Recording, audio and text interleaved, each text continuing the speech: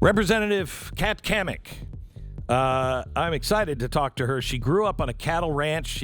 She understands hard work and small business and good, honest, decent people that where your handshake is your word.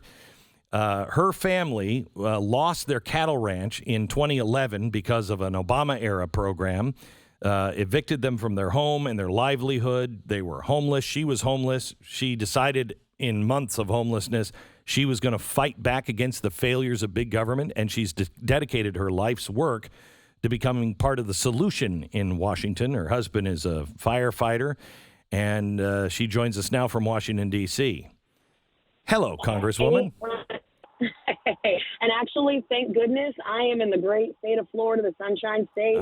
Good. Freedom Okay. State. Good. And I'm rolling through some orange groves right now. Oh, I love the smell of orange groves. Let's talk a little bit about, first of all, your experience with being put out of your cattle ranch.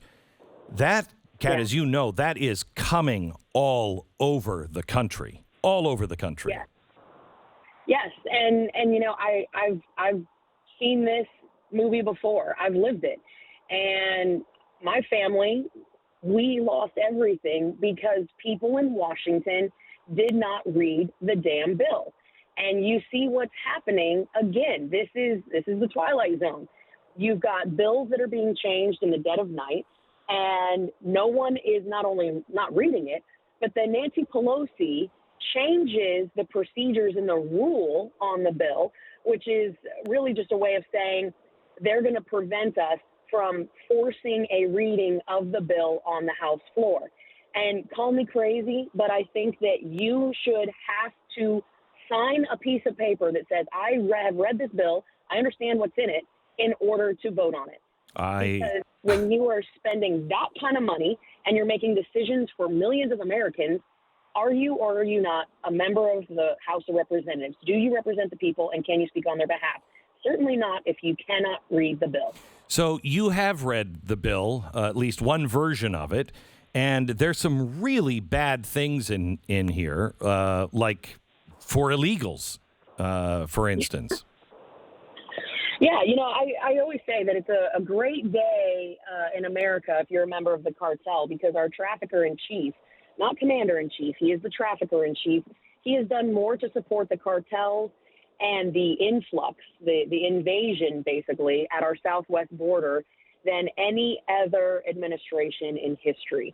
We know that the cartels are making about, on average, $6,000 per man, woman, and child that they are moving across the border. You don't get across the border without the blessing of the cartel. But what this does is it incentivizes people to come here illegally because there is mass amnesty built into this reconciliation bill. And the reconciliation bill is the technical term for what is the Build Back Better. I call it Build Back Broke, or, you know, Biden's plan to bankrupt America. You know, there's all kind of fun alliteration going on here. But it just right out the gate, amnesty. Amnesty is what is promised in this bill. And then on top of that, you're looking at all kinds of social programs that have been built in. Free college entitlement. Exactly. College admissions, healthcare, social programs. That right there, coupled with the Democrats' H.R. 1 to basically overtake and federalize our elections, that right there is the Democrat agenda. Dependency and control, and they're doing it through elections and granting amnesty to the millions of illegals that have come across and continue to come. And let's be clear, this isn't just Mexico and Central America. In the month of September, we had a record 141 different nationalities apprehended at the southwest border.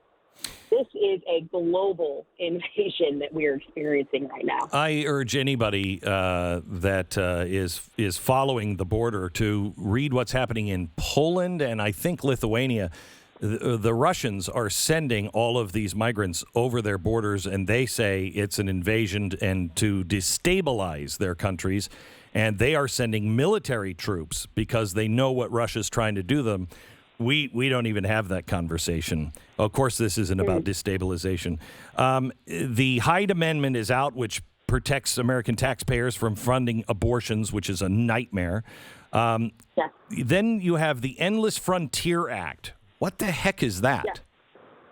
So that's the long and short of it is basically we're going to be giving China all of our intellectual property. That to me is absolutely egregious. And I mean, you can point to any number of items in this bill. You hit on the Hyde Amendment just now, taxpayer dollars going to fund abortion on demand. We know that China is our biggest adversary and the biggest threat to our national security.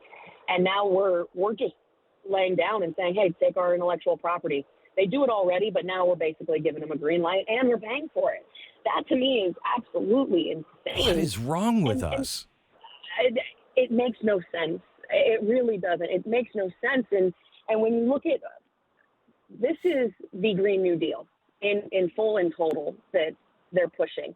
And one of the little provisions in there is $7.8 billion with a B, $7.8 billion to create the Civilian Climate Corps, which is not a group of people that goes out and picks up trash on the side of the road.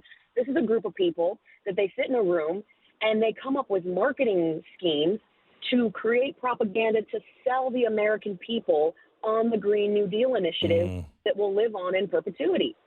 We're literally creating propaganda arms within the government to sell the Green New Deal.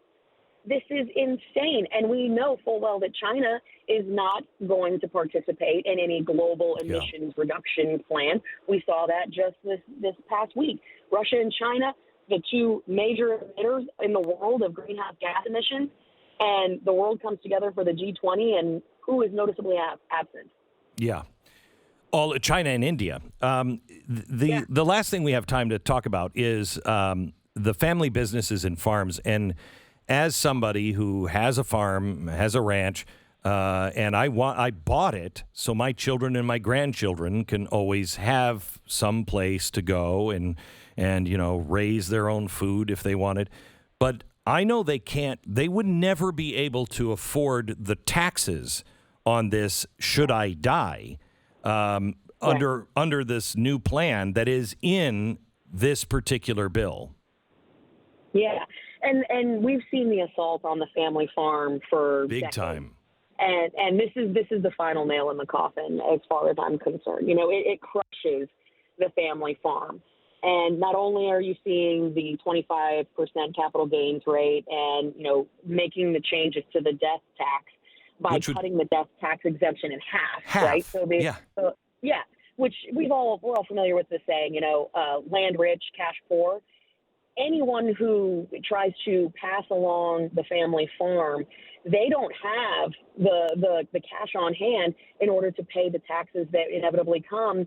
And so what ends up happening is they end up selling out. And in Florida, this is a great example. I'm literally driving through some groves right now, and I'm looking on one side of the street. You have beautiful groves and folks that are working hard, and these are multi-generation operations. And on the other side, you have housing developments. That's the final crop. That's a foundation slab. That's land that will never go back to agriculture. And that, to me, is very scary because when we no longer have the ability to produce our own food supply, which, of course, we know food security is national security, and we start looking overseas to import our food, well, look at how good that's going for us in oil right now. Kat, do you think this is this going to pass? Nancy Pelosi only brings something to the floor if she knows she's got the vote. And to date, for the last 8 weeks, Americans have been blowing up the phones in Washington. They have absolutely shut down the Capitol switchboard. They've denied her those votes. With the passage of the infrastructure bill last week, that basically greased the skids. And there will likely be a vote, and now it's up to us to make sure that we are louder than ever in voicing our concerns and shutting it down. Well, I would like to be really loud to those 31 Republicans that voted for the last one. What the? Yeah. I mean, if you don't get it at this point, you're never going to get it. Okay, so you're saying that we should call our congressman and blow up the switchboards at the Capitol? Yes. No on the Build 100%. Back Better bill. Yes, call your members of Congress. Go to house.gov. You type in your zip code. You find out who your member is. You call their D.C. office. Don't send an email. Emails can be ignored. Phone calls cannot. call their offices, tell them to vote no on the Build Back Better plan, and call every single day, get every coworker, family member, neighbor you've got. We can shut it down, but they need to know that they are on notice and that we, the American people, are watching. Great. Congresswoman Kat Cammack from the great state of Florida. Thank you so much, Kat. God bless. Hey, thanks, Glenn. Have a good one. You bet.